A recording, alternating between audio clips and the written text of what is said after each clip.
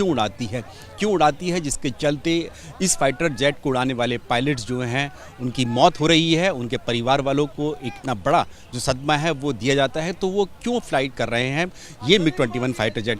जो ताज़ा मामला सामने आया है वो आया है राजस्थान के बाड़मेर में, जहां पर भारतीय वायुसेना का MiG-21 बाइसन फाइटर जेट जो है क्रैश हो गया और इस क्रैश में दोनों पायलट जो सवार थे, इस को उड़ान भर रहे थे इस फाइटर जेट में, उनकी मौत हो गई।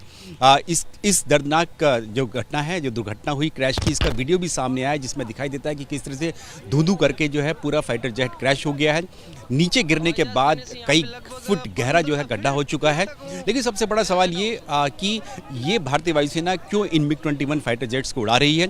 जो अब तक की जानकारी मिल रही है उसके मुताबिक इस वक्त भारतीय वायुसेना के पास ये MiG-21 जो कि रूसी फाइटर जेट हैं, इनकी 4 स्क्वाड्रन हैं।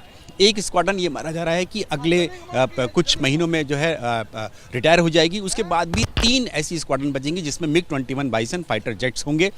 MiG-21 बाइसन का ही अपग्रेडेड वर्जन को ही बाइसन का नाम दिया जाता है भारतीय वायुसेना में। भारतीय वायुसेना की एक स्क्वाड्रन में 18 से 20 फाइटर जेट होते हैं, जिनमें 18 फाइटर जेट होते हैं जो कि लड़ाकू विमान होते हैं और 2 के करीब जो है 1 या 2 जो है ट्रेनर होते हैं। तो इस तरह से अभी भी भारतीय वायुसेना के पास 3 स्क्वाड्रन है और ये माना जा सकता है 50 से 60 जो है MiG-21 फाइटर जेट्स अभी भी हैं।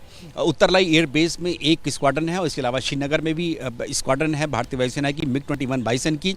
वही MiG-21 बाइसन जिसको विंग कमांडर अभिनंदन उड़ा रहे थे बालाकोट एयर स्ट्राइक के बाद, और जिन्होंने पाकिस्तान की सीमा में घुसकर पाकिस्तान के अमेरिकी फाइटर जेट्स F-16 को मार गिराया था, ये वही MiG-21 बाइसन है जो क्रैश हुआ राजस्थान के बाड़मेर में हुआ है। पिछले साल यानी कि वर्ष 2021 में MiG-21 के 5 अलग अलग क्रैश हुए थे, यानी कि 5 दुर्घटनाएं सामने आई थी जिसमें पायलट्स की भी मौत हुई थी। लगातार जो MiG-21 फाइटर जेट जो हैं जो क्रैश होते हैं, जो कि दुर्घटनाग्रस्त होते हैं, तो उसको लेकर सवाल खड़े होते हैं। लेकिन आपको यहाँ बता दें कि ये जो MiG-21 फाइटर जेट्स हैं ये दरअसल 1960 के दशक में भारतीय वायुसेना ने रूस से लेना शुरू किया था और तब से 1960 के बाद से अब तक ये फाइटर जेट जो है भारतीय वायुसेना का हिस्सा है। ये माना जाता है कि 900 MiG-21 फाइटर जेट जो है भारतीय वायुसेना अब तक उड़ा चुकी है और हालांकि कभी भी भारतीय वायुसेना ने आधिकारिक तौर से ये जानकारी नहीं दी कि कितने क्रैश हुए हैं, लेकिन ये माना जाता है कि अब तक करीब 200 जो MiG-21 फाइटर जेट्स हैं वो क्रैश हो चुके हैं 1960 से लेकर अब तक। भारत ने ये फाइटर जेट क्यों लिए थे? 1962 के युद्ध में भारत को चीन के हाथों मुंह की खानी पड़ी थी। उसके बाद भारत ने अपनी वायुसेना को मजबूत करना शुरू किया और उसके लिए ही रूस से ये MiG-21 फाइटर जेट्स लिए गए थे। उस वक्त ये अपने दुनिया के उन्नत जो है वायु जो एयरक्राफ्ट से और दुनिया की कई वायुसेनाएं जो थी इनको उड़ान भरती थी रूस की वायुसेना के अलावा। इसीलिए भारतीय वायुसेना ने इन MiG-21 फाइटर जेट्स को रूस से लिया था। उसके बाद जो हिंदुस्तान एरोनॉटिक्स लिमिटेड है, यानी कि भारत की जो सरकारी उपक्रम है, वो इस HAL जो है वो इस फाइटर जेट्स यानी MiG-21 को यहाँ पर उन्होंने खुद प्रोडक्शन शुरू कर दिया। लाइसेंस लिया गया रूस से और उसके बाद यहाँ प्रोडक्शन शुरू हुआ। तो करीब 900 जो है फाइटर जेट्स अब तक जो है भारतीय वायुसेना इस्तेमाल कर चुकी है। उनमें से ये माना जाता है कि 200 जो है क्रैश हो चुके हैं, इसीलिए और पायलट्स की मौत होती है, इसीलिए इनको फ्लाइंग कॉफिन का नाम दिया गया है। एक बॉलीवुड की मूवी भी बन चुकी है इन फाइटर जेट के क्रैश के ऊपर, जिसमें आमिर खान ने भूमिका निभाई थी, अहम भूमिका निभाई थी। उसके बावजूद भी ये भारतीय वायुसेना में कंटिन्यू कर रहे हैं और अभी भी 4 स्क्वाड्रन ऐसी हैं जो भारतीय वायुसेना के पास हैं और ये माना जा रहा है कि वर्ष 2025 तक ये सारी जो स्क्वाड्रन खत्म हो जाएंगी और ये इनकी जगह पर जो भारत का जो स्वदेशी फाइटर जेट है जिसे LCA तेजस का नाम दिया जाता है, यानी कि लाइट कॉम्बैट एयरक्राफ्ट तेजस, ये उसकी जगह लेगा क्योंकि भारत में इनका प्रोडक्शन हो रहा है।